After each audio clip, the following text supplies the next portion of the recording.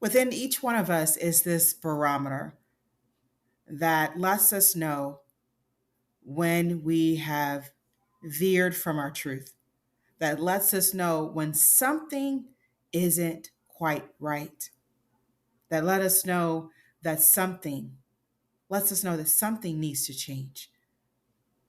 I've talked about my experience with pain. Initially, my father was abusive to my mother, so I was around 3 or 4 years old when I reported that to one of his family members. And word got back to him that I had told them that my father was abusing my mother. And so I was on trial one day with him being the judge, the lawyer, and basically told me I had no right telling someone what was going on at home. And although I went inside and I went inside of myself because I said no. And I came out believing that he was the one that didn't want to admit the truth, that no one had the right to abuse someone. This is what I felt. And then shortly after that, we left. But I know within my heart that seeds of self doubt entered my fertile soul.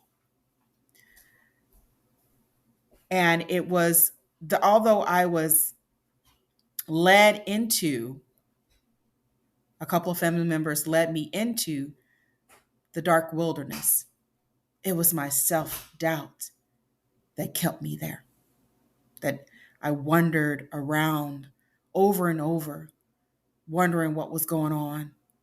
Even a voice came to me and said, "Tell, speak up." But it was my doubt and not wanting to get people in trouble that kept me in the darkness. And it wasn't until I realized that I had a voice, that the exits were actually there. It was me realizing there was an exit and using that exit, my voice. See, oftentimes, we will be in something and we'll know that something is wrong or not right. My children, and realizing when they were young and we were living in Oregon, and every day I would see them, this sad kind of bewildered face, that something wasn't right. Besides, going to their school, having lunch with them, and trying to help them build their circle of influence, their friends. And although I was exhausted, I knew that something wasn't right. This isn't the way that life should be. And it was when COVID actually happened, one of the great storms that we had, the pandemic, that we had the opportunity to follow through and say, okay, we're going to take you out of that environment because we don't feel that it's healthy. And anytime an environment starts working on your children, you start feeling that too inside your home. And home is where you lay the groundwork for integrity, respect, teamwork, kindness, purpose, love, joy, happiness. And when someone starts or something starts affecting that in a negative way, the whole family has to change. The whole family dynamic can change. And we have to change when people aren't changing. Even recently, when my children dealt with another public school, and it was just, I was ready for them to go to school. I wanted my time as a parent to work on my craft. But when I saw my children suffering, I said, my success, they should not have to suffer as a result of me going after my craft. My success should not lead to that. And I felt that as, even younger. I remember telling someone on the playground at one of my, at my daughter's school in Oregon, I said, I am not successful unless my children are successful. And I truly believe that because it takes a lot to be able to balance a home, to balance your personal life. And if you have a spouse, that intimate aspect, as well as the home and living your purpose, because your purpose is intertwined with all of that. Every emotional, mental, social, financial, spiritual, physical, every aspect of your life is tied in with the work that you do here. And we wonder why we don't get fulfillment when we have wealth or fame, and especially when our family, our home life is not the way it needs to be. Is that everything impacts you. Everything. You will not feel truly successful unless you have addressed and are managing a lot of those aspects, right? You're managing them well. You're in optimal health.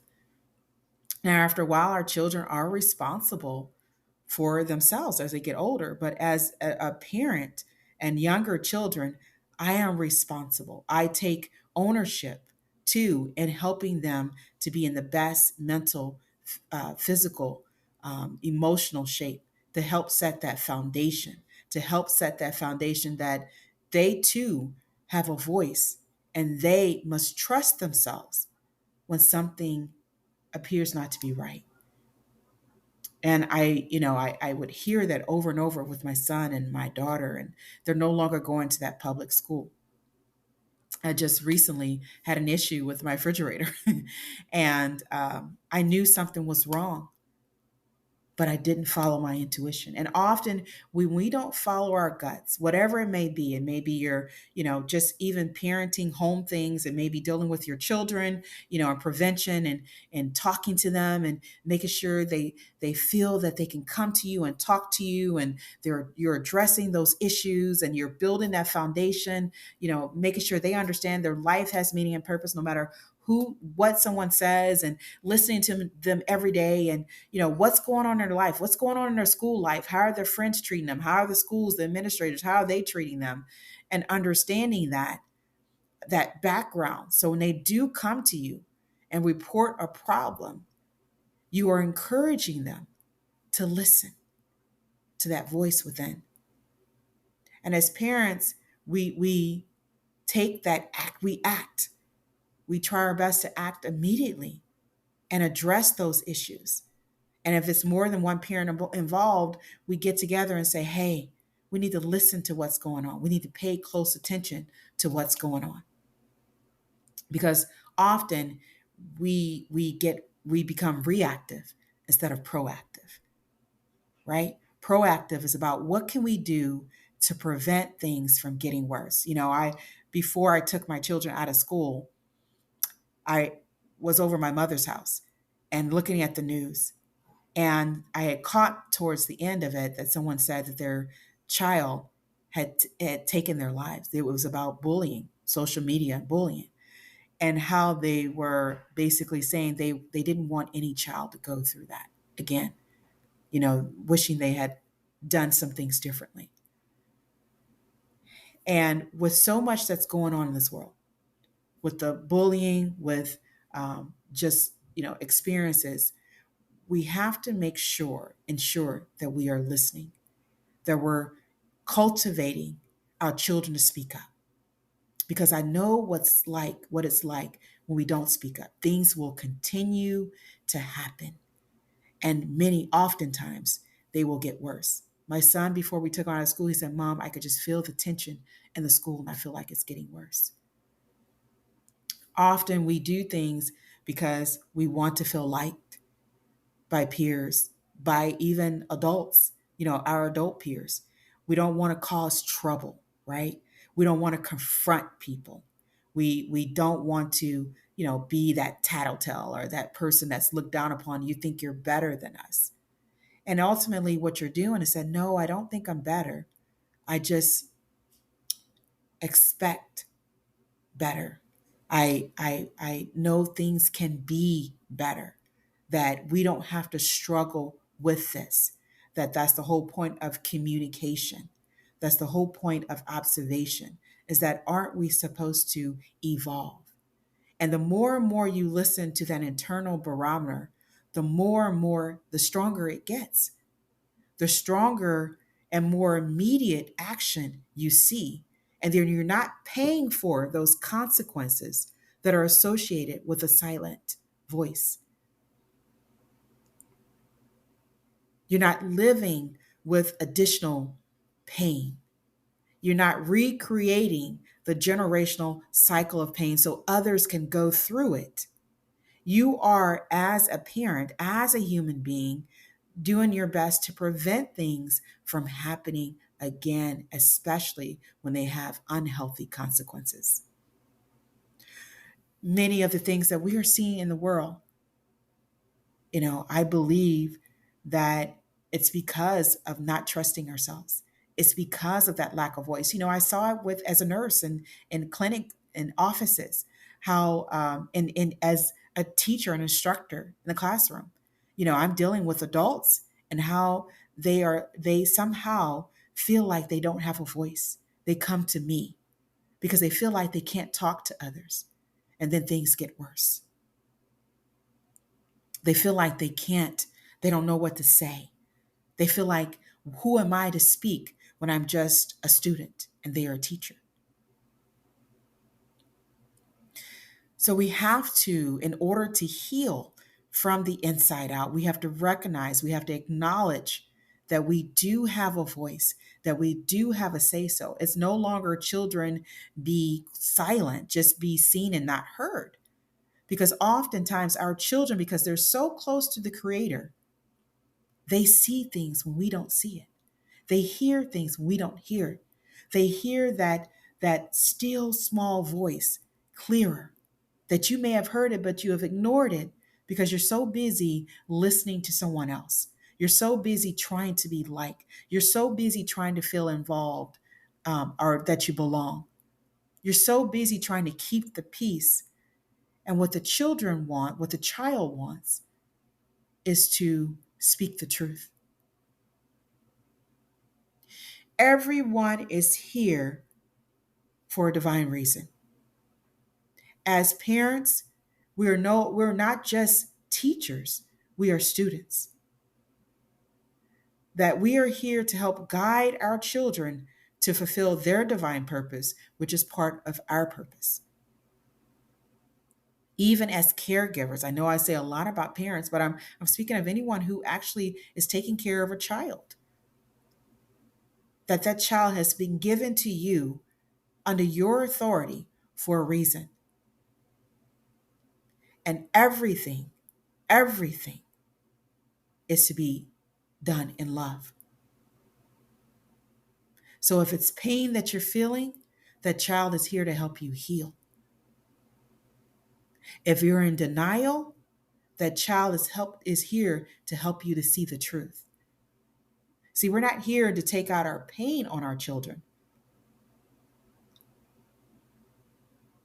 We are here as also students to learn from our child, to learn what it's like to be joyful, to learn what it's like to speak the truth uninhibited, to remind us of who we are.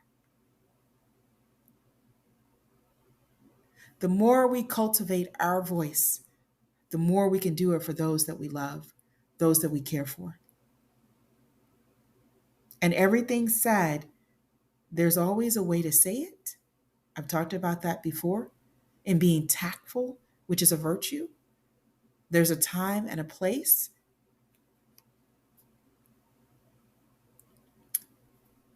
And it's about listening within. We can always give suggestions, recommendations. Me as an integrated nutrition health coach, as a lifestyle coach. But what I try to do is to point people to themselves, to point you to yourself, because within you is the access to the truth. And the more you hone in on that truth, the more you can solve your own issues, the more you find your voice, the more you trust yourself. And then you experience that overall well-being. that mental health where you're not the inner sadness, the anxiety, because you're speaking up for yourself. You're recognizing when things are just not right and you're taking the appropriate actions with your health, with your wealth, with your family, with your career. There's so much hesitation, even in my own life. I see it. And what I often tell my clients when I work with them, one of the main things I tell them is to trust yourself. You know more than you think you know. This is Tamika Chambers with Healing from the Inside Out. Much of the pain that we are dealing with today is because we are hesitant or we resist trusting in ourselves.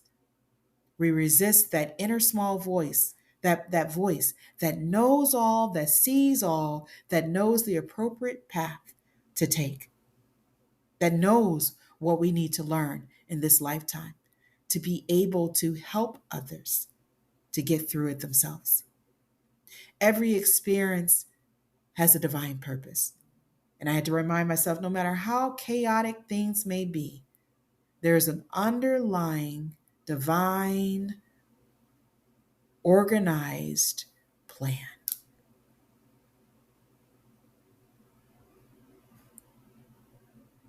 If anything you leave with today is to trust yourself. You know more than you think you know. The more you trust yourself, the more you will trust your child, the more they will trust themselves, the more they will talk to their child about trusting themselves. And it's through that love that we create a generational cycle of love. I've just started my weekly newsletters, and it was actually mentioned to me during a conversation. I had reached out to someone to find a little bit more information about how to basically spread my message of healing, purpose, um, creating a generational love cycle. And I've worked on a few manuscripts. And she said, you know what? Why don't you send out your weekly newsletters and um, talk about, your mother's life lessons. And I kid you not, I've always just ever since I was 14 years old, and I just had this overwhelming energy just flowing through my body and realizing it was joy. It was the joy I felt after realizing my mother had courageously shared her life lessons that I turned into principles. And so starting this weekend, I will be sharing um, over 52 of my mother's life lessons that I turned into life principles for myself in building my foundation and my character. And I've been meaning to share those with the world. I feel like that those life principles are critical to building a internal foundation that can weather many of life's storms because they help me do the same. And so I will be sharing those in my newsletters. I encourage you to sign up to for that. And you can always catch me on social media. I try to put out those messages that I receive that have been very helpful to me. And I hope they're also helpful to you as I send those out to you. Otherwise, as I always say, make this lifetime great because no matter what happened to you, you still can. You're here today. You can change your thought, you can change your actions, and therefore change your life and um, make changes for generations to come. I'll talk to you guys soon. Make this lifetime great because you still can.